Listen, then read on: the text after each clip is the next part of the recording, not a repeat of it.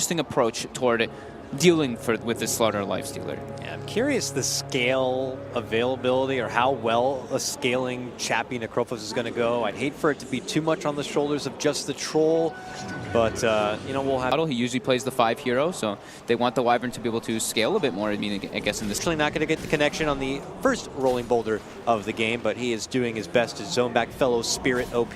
Yeah, the Wyvern, like they mentioned on the panel as well, there's a lot of physical damage coming out for Empire's side, so they were going for that. And then the Necro last pick is kind of like that balance for it to just be able to kill somebody through.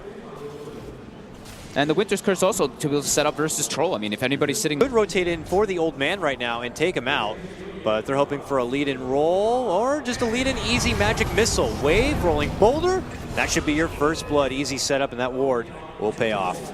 Begin to share the top half of the map because the bottom is still being overrun by Empire members here. In fact, they know that Empire is going for this, so they pinged them out because they saw them rotating with the ward. But do they want to rotate anyone in? I don't think so. Get out of here. It looks like they knew that. They were even pinging it out, like indicating that they knew. Decrep form and heal, and he just gets all of his life back, and suddenly you're sent back into the next dimension under a Reaper sight. Mid lane, deep commitment, going for the coddle, and they connect in with rolling boulder with the boulder smash. The finish is going to be there from Miposhka. Rotations in though from IG, and it is going to be OP. They did struggle with in the first game. Now, as long as the supports are moving, OP has been spotted. They'll roll right in for him. And that man has been seriously mugged, but no, he's able to get the jump and out. Safe lane tower first, right? And then he makes the move to the enemy safe lane. But we'll see, maybe this rushes it. Lead in roll. Cold Embrace going to help not get the finish there, and they couldn't get it done. It's going to be Miposhka going down first. This is an Empire lead in gank, and they can't get a grab yet. Now with the Spirit. I think this is the better thing for them to do. Trade, go for that mid tower now. Yeah, just avoiding the fight. They're going to be able to pull the Storm to one side of the map, TP the Slaughter to another, and just constantly be able to make moves all over the place. And Empire's lineup is a bit... Their mobility is lacking because they have a Death Necro, and this is just going to be pickups that are going to happen every single time there's a ward. Nice build-up here for IG. Empire continuing to grind away in the farm, but they continue to get hit here. A jump in now, looking for Chappie. Toss out the Decrep. Here comes assistant Ghost Chick trying to be the paramedic, but he's not going to be able to assist him. Chappie going down. It's them making all the aggressive moves. Empire can't really make... speaking of aggression, Empire now goes for one of their first moves. Let's see how it goes. Swap back to set up a magic missile. Can they finally bring down the Wyvern? Yes, they can. Takes open to getting ganked. It's just gonna happen. One of them is gonna get picked off here. And here we go. Coming in, it's gonna be Miposhka. Just get brought down in an instant. They're going for two, though. King R going into OP with the Bloodstones, leading up the charge. Empire want to try to fight this one off, but they've already been hit so hard. That side not going to do so much. Oh my God. FN just shreds right through the Necrophos. Oh my.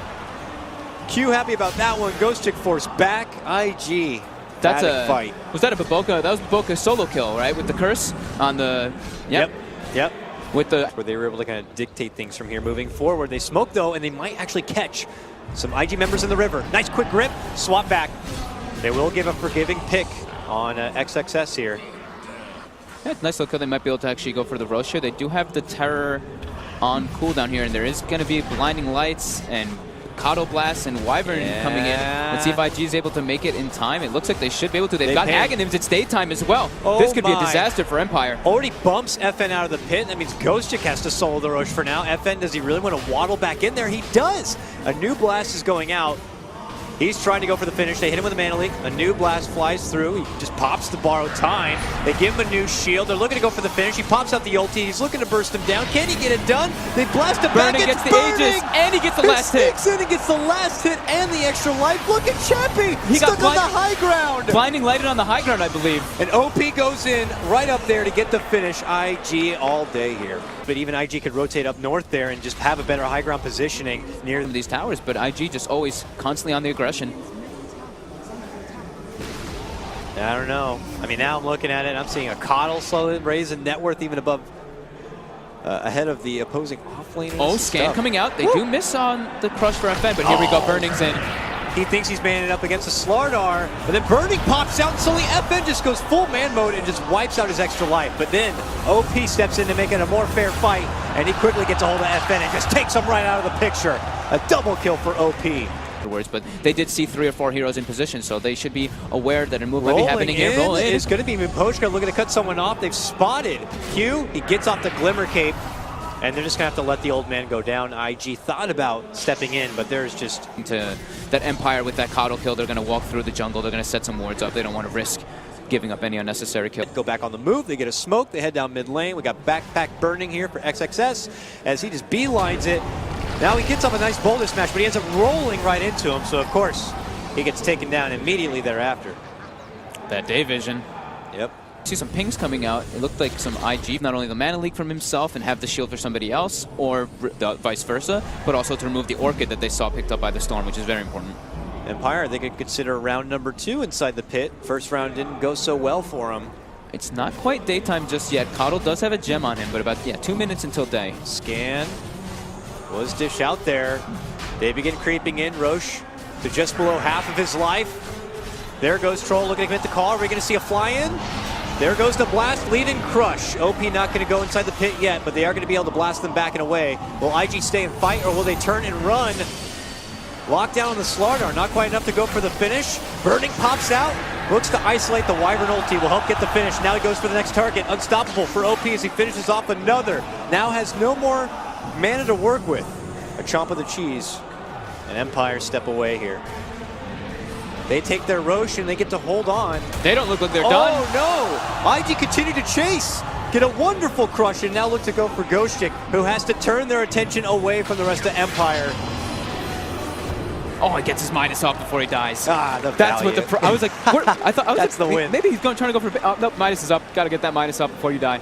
He still doesn't have dieback, or buyback rather, but here come IG now. Thinking about a push into the high ground, or hoping to force out a buyback. If the one was available here, a swap is forced out.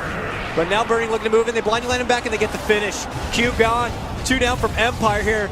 And what could be for a final hurrah of the upper bracket? They get the silence grip, but the cold embrace. They keep an OP alive, man. They can't get him down. He's able to run back out and step away from trouble.